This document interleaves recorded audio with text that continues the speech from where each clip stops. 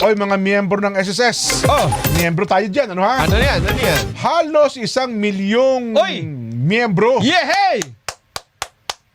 Kasama ako dyan. ng Anong SSS mangyayari? makatatanggap daw po ng 2,000 piso. Wow! Yay! Kaya naman pala. Ito daw po yung uplift assistance ayon po sa DSWD. Okay, kailan natin matatanggap yan?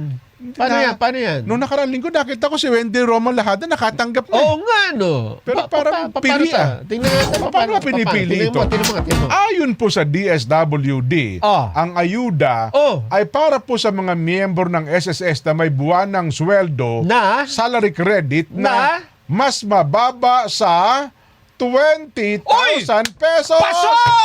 Yehey!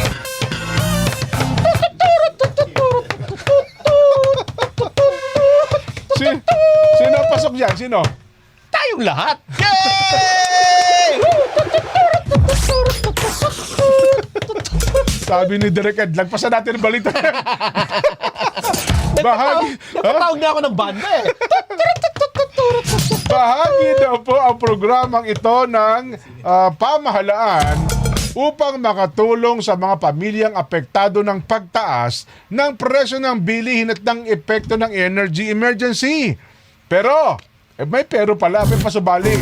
Pero, may linaw po ng DSWD na hindi na kailangan mag-apply ang mga benepisyaryo dahil otomatiko ito. Yehey! Automatic po ito. Ipapadala ang ayuda sa kanilang rehistradong bank account o e-wallet. Ayun naman pala. 2,000 din yan, ha? Hanggang December yan, ha? Hindi lang isang, hindi. Ha? Araw-araw yan? Hindi, monthly. Monthly. Si Joey Morty, hindi pumasok. Sayang eh. Monthly ba yan? Oo. Hindi isang bigayan lang? Hindi, monthly hanggang December, alam ko eh. Wow. Oo, ayuda yan. Yung mga hindi daw makakatanggap, lapit na lang kayo sa akin. Yun. Kayo iba'y panalangin at lumakas ang loob niyo. Ganun talaga. Ay, ang dami masaya. Ay.